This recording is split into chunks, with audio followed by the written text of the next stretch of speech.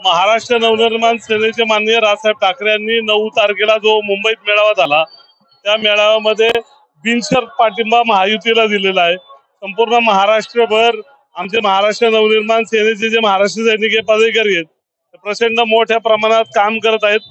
हडपसर मतदारसंघामध्ये आमचे विभागाध्यक्ष अमोलजी शिरस यांच्या माध्यमातून सगळ्या मतदारसंघाचं नियोजन केलेलं आहे। ज्या ज्या ठिकाणी महाराष्ट्र नवनिर्माण सेनेचं मतदान आहे 2 निवडणुकीमध्ये जवळपास 38 ते 40 हजार मतदान या मतदारसंघामध्ये झालं होतं। ते मतदान शिवाजीदादा आढळरावांच्या पाठीमागे कसं उभं राहील त्या दृष्टिकोनाने आमची सर्व तयारी आहे।